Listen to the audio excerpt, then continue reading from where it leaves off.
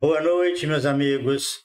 Muito obrigado pela presença. Nós vamos nos cumprimentar depois com mais calma. Agora eu quero falar que hoje o nosso estudo é do livro Evangelho Dialético, e nós estamos estudando hoje o capítulo Cristo e Cristianismo, e que é um tema muito denso e que eu espero nós tirarmos bastante proveito desse nosso encontro. Bom, então nós vamos seguir aquele mesmo esquema em que nós vamos apresentar um vídeo e em seguida fazemos uma troca de ideias.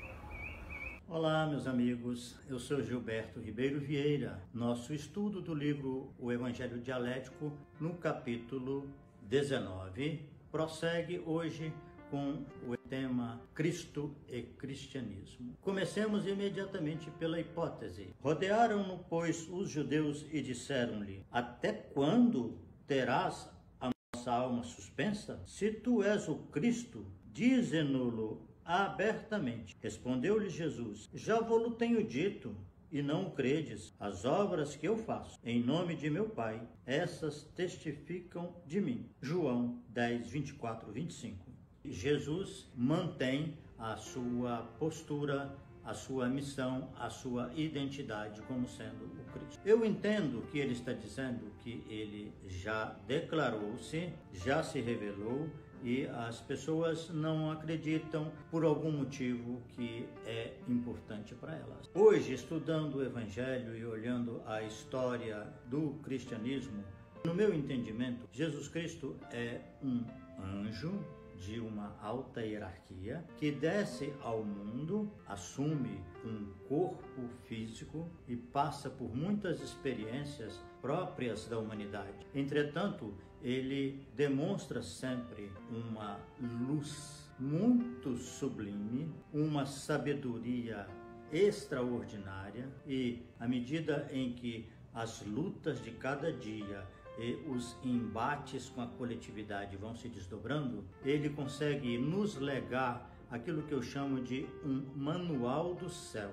de maneira que nós podemos viver aqui neste mundo, pautando as nossas ações, os nossos sentimentos e posturas com os princípios que regem a lei divina. Porque o que o Cristo nos exemplifica e que demonstra com muita propriedade é que nós somos filhos de Deus. Todos, indistintamente, não há exceção. O genoma divino está cravado em nossas almas. Esse genoma que nos compõe e que tem a procedência de Deus, ele está em nós. É aquilo que nós chamamos de consciência profunda, ou eu, ou o Cristo em cada um de nós. O eu profundo que nos constitui está aqui, ao nosso acesso, está em comunhão permanente conosco. Por isso nós podemos nos apoderar do discurso de Jesus, quando ele diz: eu e o Pai somos um, e repetir isso com toda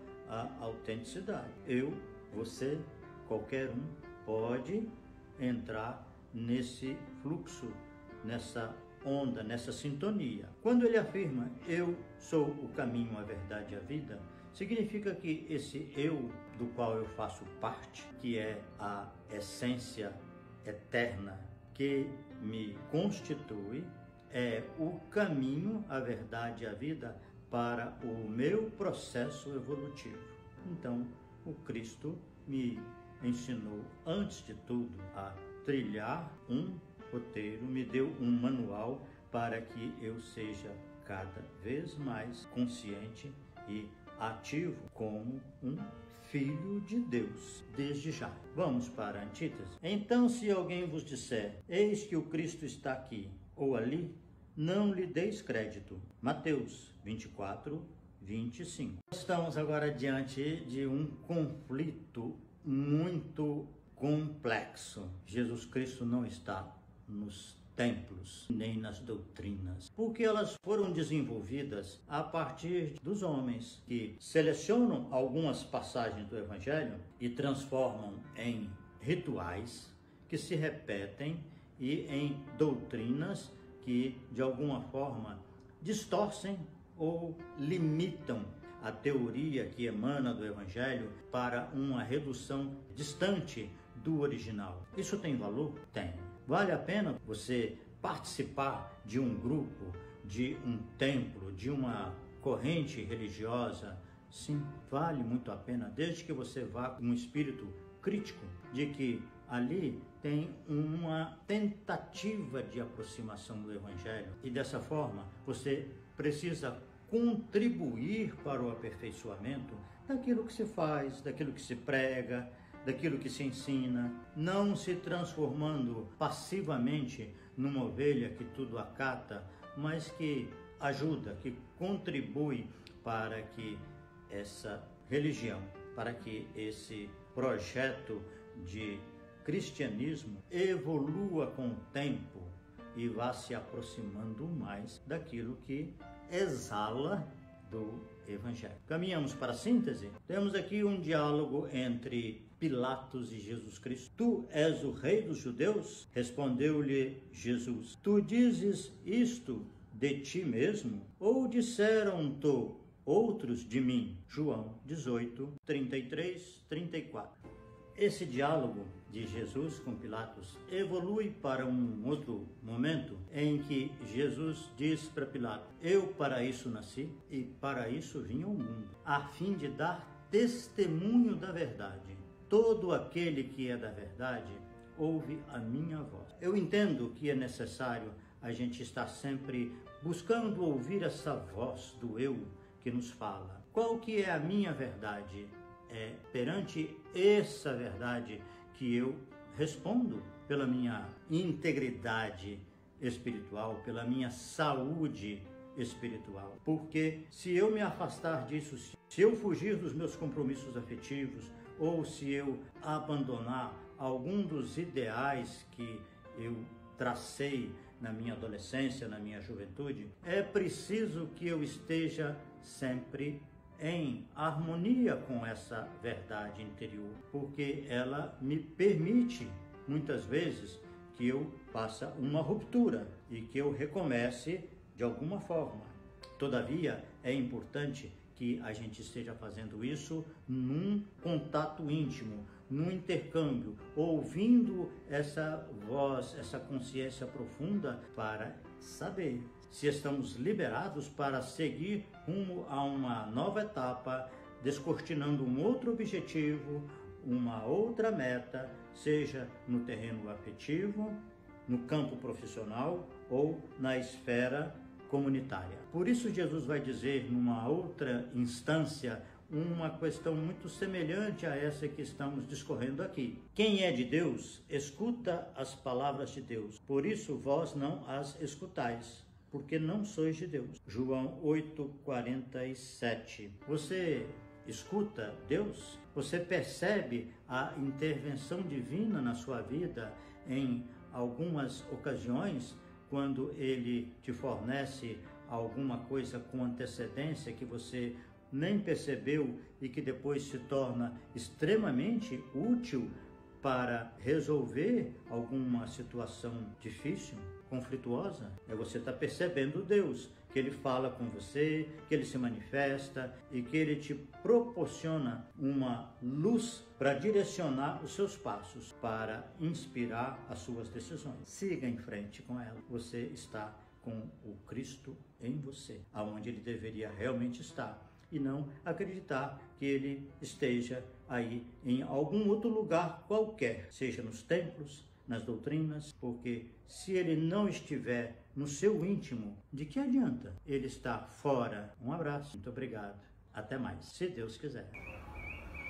Eu quero dizer que vocês podem colocar na discussão qualquer tema que seja relevante, qualquer item, mas eu vou sair desse vídeo, desse capítulo do livro, para falar algumas coisas mais recentes que eu tenho elaborando. E eu falo com toda a liberdade, e isso é uma opinião pessoal, tá? Então, vamos abordar Cristo e Evangelho, catolicismo, protestantismo, espiritismo e movimento da fraternidade. Bom, Cristo e Evangelho. O Evangelho é a única informação oficial que nós temos a respeito do Cristo. Tem algumas limitações, tem algumas inferências dos apóstolos, mas no total ele é muito válido, muito pertinente, porque ele é como um relato de casos. A frase mais repetida é Jesus disse. Ou seja, não tem muitos comentários, não tem ilações, pouquíssimas inferências ou deduções dos apóstolos. Na grande maioria das vezes, são atitudes e especialmente palavras de Jesus Cristo. E Jesus disse, e vai assim sucessivamente. Então, o Evangelho é o que nós temos de mais confiável e os apóstolos foram inspirados. Os evangelistas foram muito inspirados ao redigir dessa forma. Segundo, o catolicismo tem por patrono o apóstolo Pedro. E Pedro fez algumas mudanças importantíssimas na prática de Jesus Cristo e em alguns conceitos. O primeiro e grave é que Jesus atuava livremente, ele não tinha nenhum local. E Pedro, com os apóstolos, criaram a Casa do Caminho, um local fixo. Então, perdeu-se muito da liberdade de ação. Essa liberdade, ainda que seja no sentido geográfico, ela, de alguma maneira, representa a liberdade de ser, a liberdade de ir e vir, em que Jesus não tinha local, ele estava na casa das pessoas, estava numa sinagoga, num templo, nas ruas, provavelmente na casa de Pedro, alguns acontecimentos foram narrados que devem ter ocorrido lá. Então, esse é o primeiro aspecto. Ao criar um ponto geográfico, um local fixo, houve uma perda de liberdade. E liberdade, nós sabemos que é um elemento fundamental da prática da vivência de Jesus Cristo. O segundo, Pedro deu muita ênfase, priorizou a doação das pessoas do grupo para o patrimônio comum, patrimônio comunitário, né? Então, nós temos aí a essência do comunismo. As pessoas não tinham mais direito a ter propriedade privada e a instituição foi se fortalecendo, foi se enriquecendo. E com o tempo ela se transformou numa uma potência mundial e que já sofreu cisões, né? Já teve a saída do grupo do Oriente e, no entanto, ela continua extremamente rica. Quando ela impede, né, a partir do ponto em que ela passou a impedir as pessoas de se casarem, então elas não só doavam patrimônio, como elas não podiam se casar. Isso resultou em problemas seríssimos, complexos, em crimes que de alguma forma vão ser acobertados pela instituição, e conseguiu ter o direito de julgar e de sancionar, de condenar os seus próprios integrantes. Com tantos problemas e passando por uma aproximação muito grande no primeiro milênio com o poder temporal, passou a ser uma espécie de divisor, né, de participante do reino, dividindo o cetro, a coroa com os governantes. Isso gerou uma quantidade enorme de perturbações. Então houve a cisão, aí, se não me engano, no ano 1000 e pouco, né, uma parte grande da igreja foi para uma outra orientação, né, e sempre com muitos tumultos, com muitos problemas. Vieram as cruzadas, que também enfraqueceram os reis católicos, e os desvios continuaram muito intensos até que surgiu a reforma luterana. Lutero, então, conseguiu abrir a igreja para o público, para a população, né? As missas deixaram de ser feitas em inglês, os cultos passaram a ser na linguagem do povo, a Bíblia foi impressa, então simultaneamente teve a descoberta da imprensa, e o religioso, né, o pastor, foi autorizado a constituir família. Então, depois de uma carneficina terrível, de uma briga de uma guerra, né, que os católicos impuseram aos novos cristãos, surgiu um segmento muito possante e que tinha outras bases. Bom, o que aconteceu, infelizmente, é que alguns autores espiritualistas dizem que a Igreja Católica corresponde à besta do Apocalipse, o movimento protestante estaria representando a imagem da besta, porque elas acabaram como o movimento protestante surgiu contra a Igreja Católica, ele acabou indo para ter uma outra face. Né? A outra face da Igreja Católica é o movimento evangélico, hoje chamado evangélico, né? Mas até recentemente era a Igreja Reformista, e ao invés de se fixar mais nas palavras do Cristo, nos ensinos do Cristo, elas foram migrando aos poucos para o Antigo Testamento. Então, muitos pastores hoje se identificam muito mais com os escritos, com os ensinamentos dos profetas, dos livros do Velho Testamento, e eu tenho uma hipótese, e isso se deve muito em função de que no Novo Testamento não há nenhuma aprovação, nenhuma permissão para a cobrança de dízimo. Tanto que o apóstolo Paulo começou a trabalhar como tecelão para se manter. E serviu de exemplo para muitos cristãos e até mesmo alguns apóstolos. Entretanto, a vida religiosa, o jeito de ser pastor e cuidar de um tanto de ovelhas da sua região, do seu bairro, da sua cidade, é um trabalho que exige disponibilidade integral.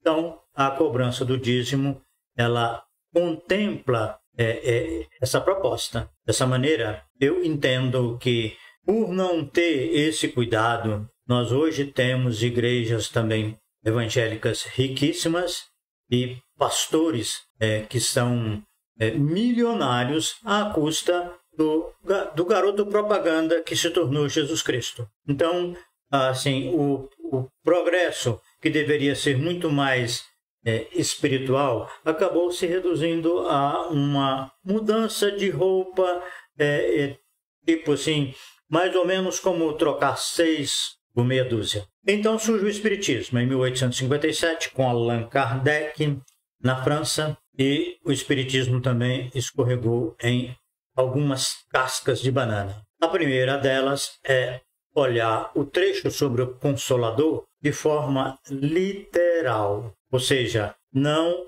há uma maior elasticidade, não pega o Consolador como um símbolo. O que seria tomá-lo como símbolo? Entender o seguinte: quando ele fala que vai enviar o Consolador, o Espírito de Verdade, que habita convosco e estará em vós, eu entendo que não há muito espaço para você considerar como uma coisa externa, porque habita convosco ainda poderia ser, habita está no mesmo espaço, mas estará em vós. Então, a forma mais adequada, na minha opinião, para se entender isso é o consolo, o consolador, é quando a pessoa, olhando uma situação triste, angustiante, irremediável, ela ainda olha alguns aspectos e diz assim: podia ser pior. Fulano morreu num acidente, mas ainda ficou a família que estava junto e ninguém se machucou. Então,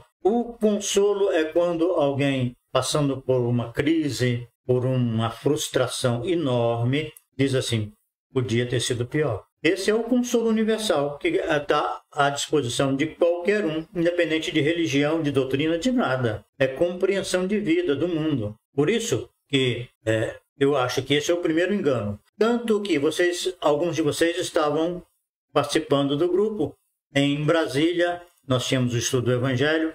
Um dia nós convidamos uma pessoa da fé Bahá'í para fazer o estudo. Eu li mais algumas coisas do profeta Baha'u'lláh e vi que ele também reivindica esse título de consolador para o trabalho dele, para a doutrina que se estabeleceu para a fé Bahá'í. Bom, além disso, o fato de colocar muita importância, dar muito relevo à comunicação com os mortos, proporcionou condições para que surgisse no mundo uma religião muito focada nesse intercâmbio. E esse intercâmbio com os mortos gerou uma casta no meio espírita, que são os médiuns. Então, os centros, de uma maneira geral, até há pouco tempo, dependiam de ter um médium para realizar o trabalho, ser o porta-voz dos espíritos, das orientações, receituário mediúnico, até mesmo materializações. Isso gera uma distorção muito grande. No aspecto doutrinário, também temos algumas lacunas ou deficiências, porque o livro A Gênese de Allan Kardec, ele é destinado a mostrar a origem da vida, do mundo, do universo, do ponto de vista material. Então, é esse horizonte que ainda predomina no meio espírita e na literatura espírita. O mundo espiritual, o plano espiritual, é esse que está ali, que a gente, eu digo que é o bate e volta. Você vai e volta, ou seja, nós estamos mais ou menos no mesmo nível, no mesmo padrão.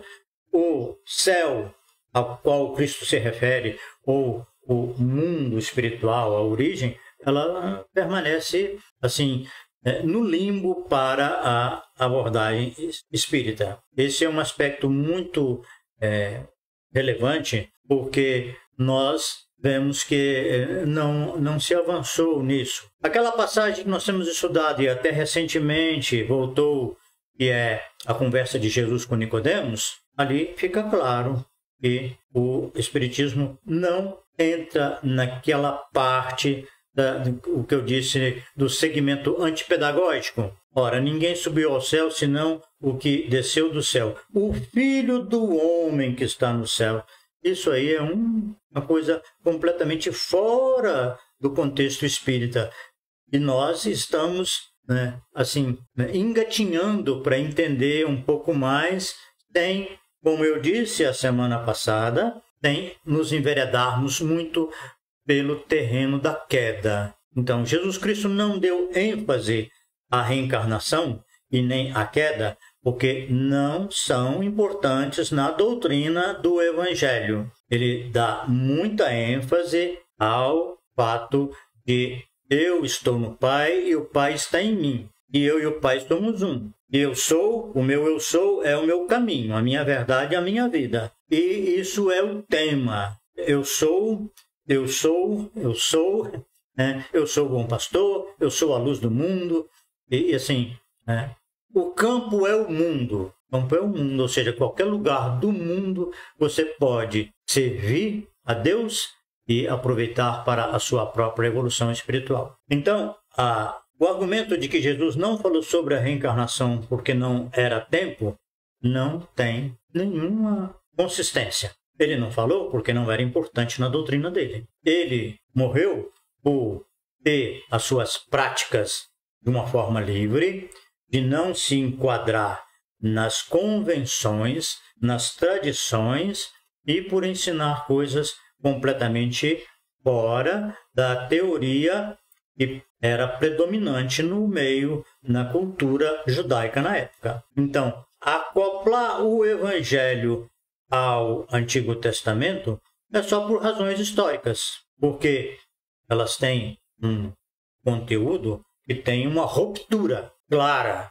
muito clara. Tanto que Mateus dá muita ênfase a esse histórico, dizendo sempre, porque estava escrito na lei, porque o profeta fulano disse. Então, Lucas ignora completamente isso. Marcos também. E João já extrapolou, já saiu completamente dessas questões e mudou a forma de narrar a história do Evangelho em comparação com os outros 3. Desse modo, o que aconteceu conosco no meio espírita foi aceitar como válido argumentos que não têm base. Entretanto, eu insisto que tem muito valor para a maioria das pessoas frequentar uma igreja, seja católica, evangélica, um centro espírita, porque ali é um momento, é um ambiente que nós nos fortalecemos, que vamos encontrando as amizades e o fortalecimento para as práticas que nos levam ao altruísmo. Bom, estou vendo que já são 20h39, tivemos 5 minutos, mais 5, 10 minutos de perda de tempo com os problemas tecnológicos, né? Problemas técnicos. Vou falar muito rapidamente sobre o movimento da fraternidade e podemos voltar numa outra ocasião. Um dos principais motivos que angustiaram e acabaram tornando inviável o movimento da fraternidade foi, primeiro, a ausência de uma definição clara do que era movimento de fraternidade, o que levou a uma disputa entre os espíritas e os universalistas. Os espíritas se apoderaram da instituição principal de administração do movimento da fraternidade. Eu entendo que o movimento da fraternidade não deveria ser espírita. Ele foi criado para ter uma prática mais livre, menos pedagógica, e eu explico isso no livro A Fraternidade em Movimento. Faço uma comparação, por exemplo, quando numa reunião mediúnica, o mentor, né, a mentora, irmã Sheila, se comunica e pede para 3 pessoas irem visitar um enfermo e dá o endereço para eles irem. Isso significa que qualquer um está pronto para fazer tarefas fraternas. Ele não precisa fazer curso de passe, não precisa fazer curso de visitação a enfermos, ir para a prática com a disposição de fazer pelo outro aquilo que gostaria que fosse feito consigo se estivesse naquela situação. E daí nós fomos nesse conflito de não ter uma definição clara, fomos caminhando para disputas e dificuldades, e principalmente aqueles que assumiam o poder administrativo muito imbuídos de transformar o movimento da fraternidade numa extensão do espiritismo, eles começaram a excluir as pessoas que divergiam desse objetivo. Qualquer manifestação,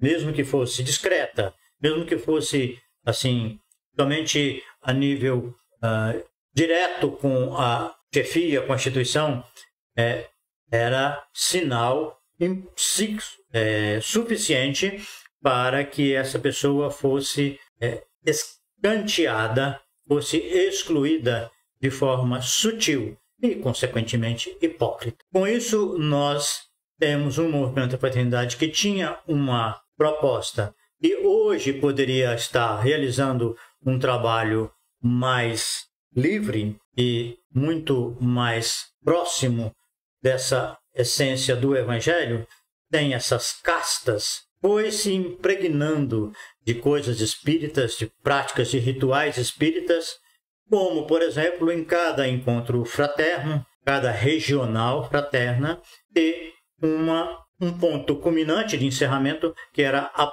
palavra da espiritualidade. Então, isso mostra como foi acontecendo essa adesão para transformar um momento mediúnico num ponto do ápice do evento. Mas o que realmente foi mais grave foi a tentativa de fazer uma obra grandiosa, e com isso ela tinha que ter todas as características de muita devoção, de muito altruísmo, e as tarefas pequenas foram desprezadas. A Cidade da Fraternidade, então, passou a exigir que houvesse a adoção de crianças, o que acabou se constituindo num filtro muito grande e diminuindo muito o trabalho assistencial que estava sendo realizado até então. Na verdade, aconteceu uma sucessão de decisões infelizes e que foram esvaziando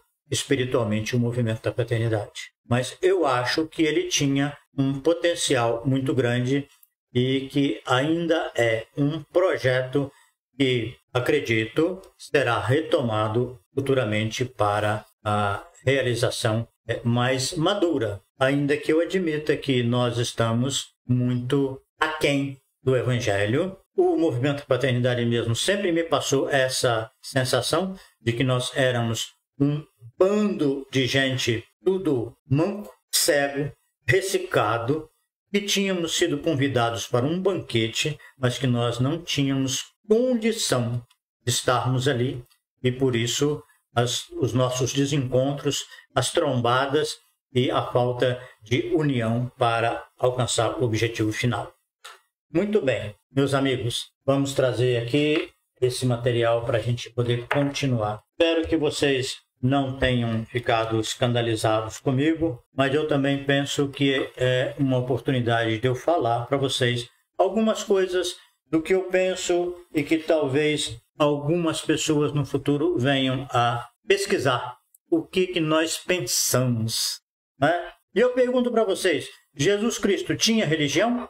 Ele tinha? Qual era? Eu respondo, com a minha opinião, que ele não tinha religião.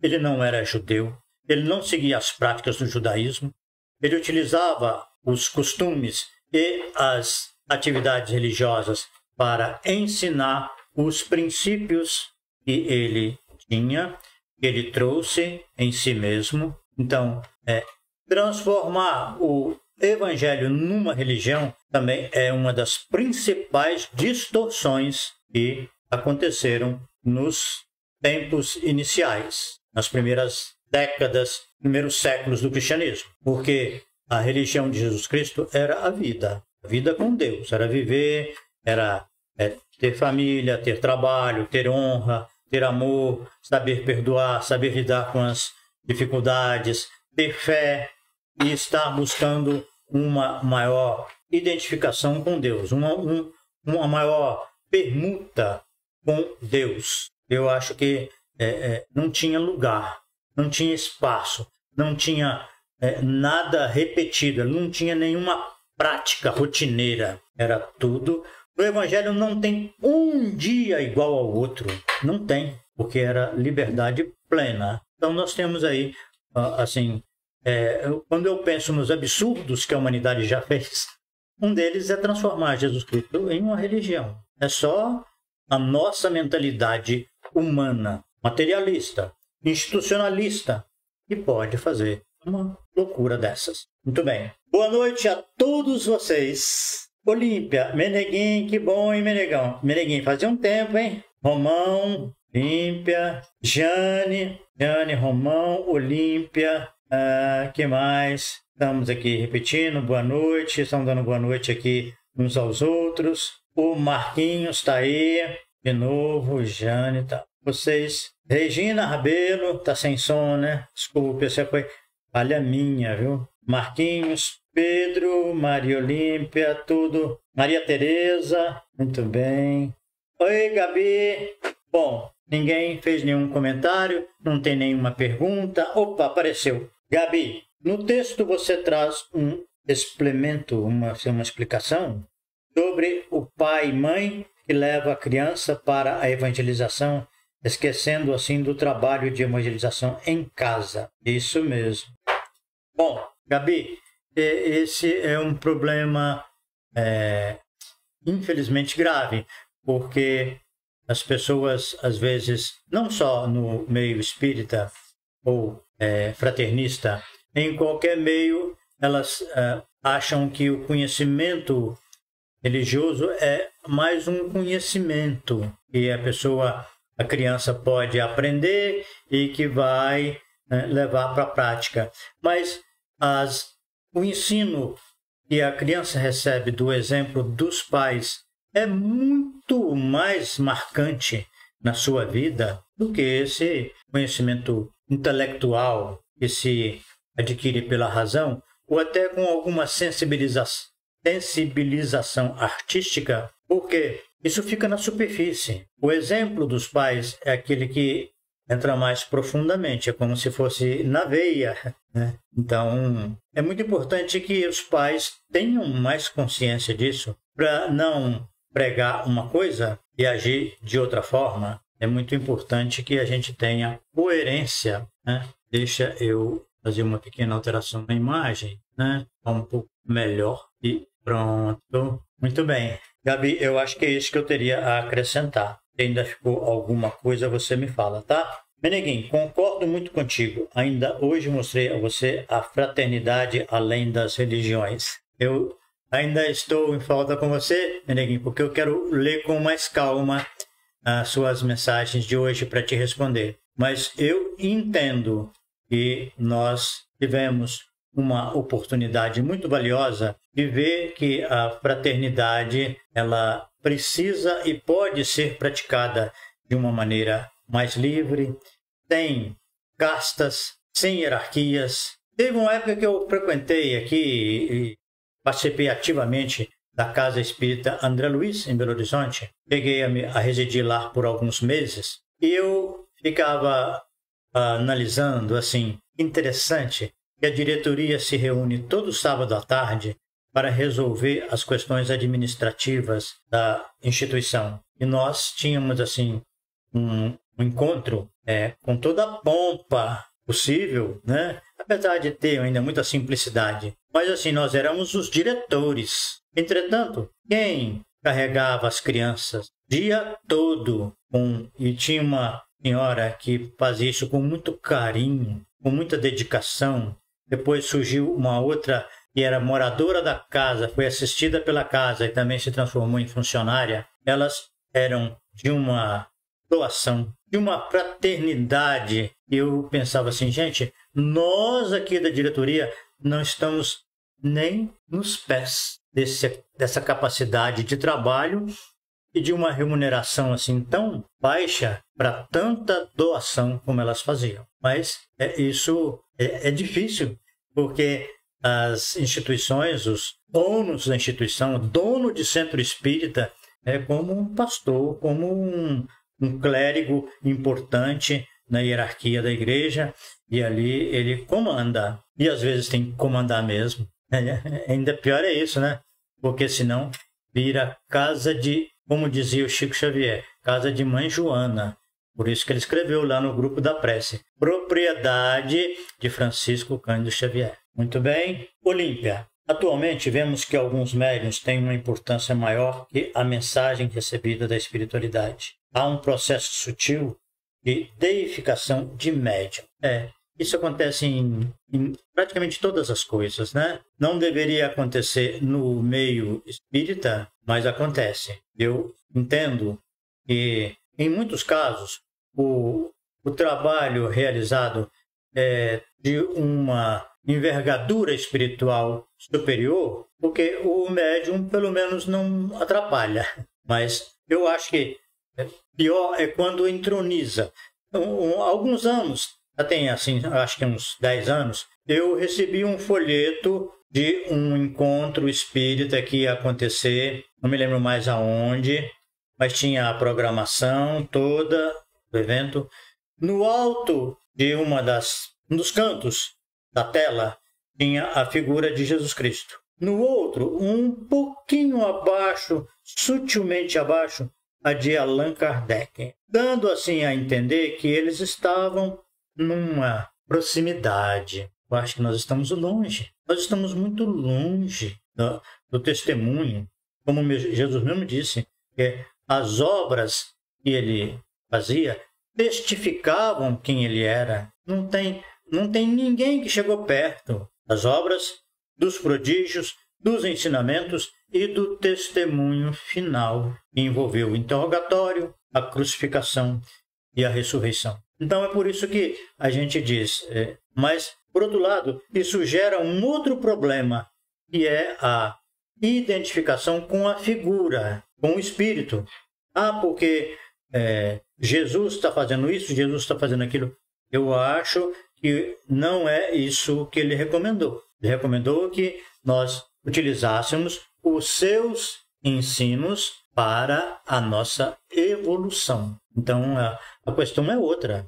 Não é a supervalorização de Jesus, a identificação com Ele, que estamos perto, ou que Ele está perto, que Ele continua conosco, né? A doutrina, a literatura espírita já deu um basta nisso, né? Ele foi para uma outra instância e que lá ele continua, de alguma forma, tendo contato, acompanhando as coisas aqui na Terra, mas ele se reúne de tempos em tempos, assim, muito longos, com a turma que está aqui, responsável pela evolução, pelo destino da nossa civilização. A Olímpia, concordando com você, Aline, excelente colocação. Romão, você como médico, como vê as curas nos centros? Romão, é um tema muito interessante, porque na maioria das vezes a cura é energética. Então, quando as pessoas falam que a doença é espiritual, que fez tratamento espiritual, eles estão com o pensamento no processo energético. Eles não alcançam a noção de que é preciso curar o espírito. Por isso que eu corrijo muitas vezes. Isso não é cura espiritual, não é tratamento espiritual, é tratamento mediúnico. E a maioria das vezes não tem orientação espiritual quase nenhuma. É muito pouco, ela é muito telegráfica. E a pessoa precisa estar muito atenta para valorizar aquele recado para a sua própria mudança, para a sua cura mais profunda. Porque na maioria das vezes a cura é superficial. É daquele tipo como a mulher hemorroíça, né? E no final Jesus fala com ela, não é? Cuidado, a tua fé te salvou. Vai e não peques mais. Ou com o paralítico, aquele de 38 anos de paralisia, que ele fala que pode te acontecer alguma coisa pior. Vai e não peques mais para que te não aconteça alguma coisa pior. Quando a gente não se cura no espírito, a doença continua circulando. As nossas características emocionais, o temperamento, né? As nossas reações, atitudes, né?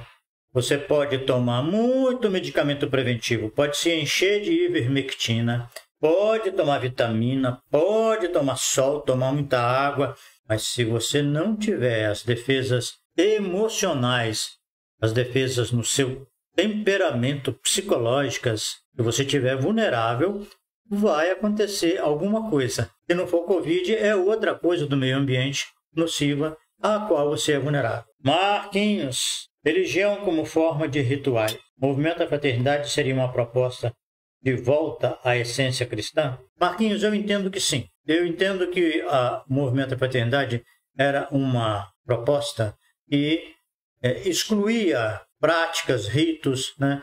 Mas usou um chamariz que eram as reuniões de materialização. E também eu entendo que foram retiradas do cardápio fraternista porque elas cumpriram a finalidade. Mesmo a convivência estreita que os líderes do MOFRA tinham com Chico Xavier também foi esmaecendo. E eu entendo que tudo isso foi um tanto de adubo para o fortalecimento da fé dos fraternistas no destino do movimento da fraternidade. Felizmente, não adiantou. Para a maioria, né? Então, eu acho que o movimento da fraternidade era, sim, uma outra via de evolução da prática cristã no mundo. E que as mensagens deixaram isso claro. No livro A Fraternidade em Movimento, eu faço uma análise das principais mensagens mediúnicas e mostro que ali não havia referência ao Espiritismo, a Allan Kardec.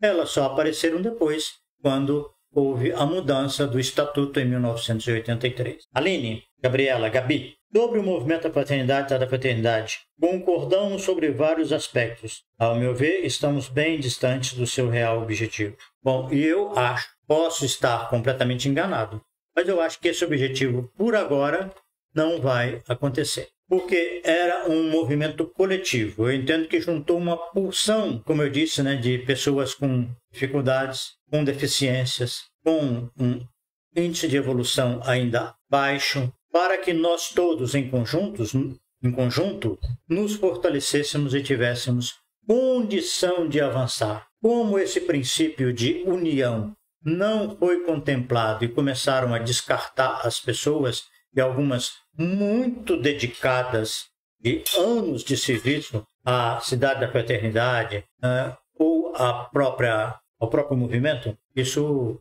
de alguma forma, a espiritualidade que atuava no movimento se distanciou ou reduziu a sua participação a situações muito específicas. Então, essa proposta de um movimento coletivo para essa realização, eu acho que precisa de um tempo para se reagrupar e vir de novo a luta para mais uma batalha. Meneguim, Aline, precisamos construir a fraternidade em nós. É isso. Agora, isso aí, Meneguim, estava muito bem posto pelos mentores, as mensagens, né? Por isso que houve uma reiteração da alertiva: vamos retornar à origem, vamos voltar às origens, ou seja, ao movimento da fraternidade simples, com um propósito cristão genuíno. No entanto, isso não encontrou ressonância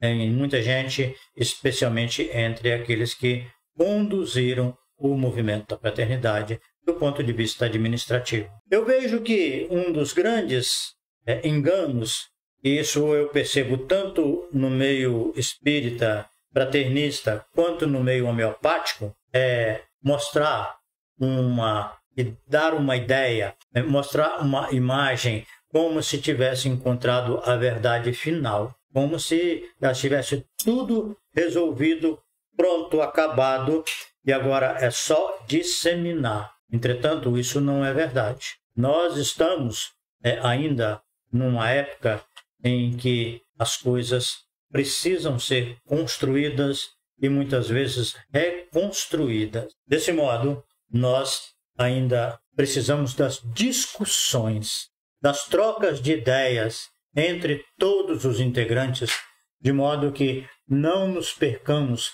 em vender uma coisa pronta, em vender no sentido figurado, distribuir uma coisa maravilhosa, já definitiva, como aconteceu com o movimento da fraternidade e como acontece ainda também no meio homeopático, que defende, as instituições defendem muito esse projeto de que a homeopatia está totalmente pronta e já encerrada nas suas bases. Infelizmente, não é assim. E é por isso que ainda sofre tanto rechaço e, principalmente, não evolui, não cresce, porque não há uma troca entre aqueles que divergem, que discordam, mas discordam educadamente, porque têm uma ideia diferente, mas amam a homeopatia e querem o seu desenvolvimento. Bom, parece que encerramos, né? Meus amigos, desculpem aí as pequenas... Hein? Jane? Eu não vi, desculpa. Jane, precisamos lembrar do tríplice aspecto da doutrina: ciência, filosofia e religião. Alguns não enxergam o espiritismo como religião, e sim como filosofia ou ciência, e ainda responde algumas perguntas tabus em outras instituições. Religião é religar e não doutrinar. Ok, Jane, quando eu faço nos comentários a minha análise, eu considero que o espiritismo, infelizmente, tem esses pecados capitais, que é o horizonte materialista e a priorização da mediunidade. Isso é muito difícil de mudar. O Chico Xavier fez mudanças interessantíssimas, mas ele fez de uma forma, eu digo que é mineira. Ele comeu mingau pelas beiradas, não falou claramente. Desculpe eu fazer a comparação, mas Jesus Cristo fez, pagou um preço por isso, né? Jesus dizia: ouvi o que foi dito aos antigos, pam, pam, pam. Eu, porém, vos digo, e mostrava a outra ideia, o outro conceito. Então, a clareza muitas vezes incomoda o grupo que está defendendo a verdade definitiva, pronta, acabada. Por isso ele sofre retaliações. Tudo bem. Administração. Pedro Meneguim, administração entre nós é algo primitivo. Romão, e na década de 80, ainda mais, Pedro. Meneguinho, por isso o termo cacique, Romão. Grato e até terça. Boa, Romão. Romão já está encerrando, gente. Jane, concordo plenamente com o senhor. Meneguinho, boa noite a todos. Gabriela, o passaporte para a nossa reencarnação, Movimento da Fraternidade, ainda mexe com as nossas questões de cunho espiritual. Chegaremos lá. Boa noite. Eu espero que sim, Gabi. Espero que essa experiência que nós passamos nos acrescente. Que nós façamos reflexões, o aprendizado se consolide em nós, como disse o Meneguinho, a fraternidade verdadeira, genuína em nós, e que a gente vá realmente em paz para o plano espiritual. Mais cedo ou mais tarde todos iremos e nos reencontraremos por lá para continuar as nossas vivências e aprendizados. Muito bem, muito obrigado mais uma vez. Beijo a todos. Até a próxima semana, na terça com o tema homeopático e na quinta com a continuação do Evangelho Dialético. Até lá, se Deus quiser.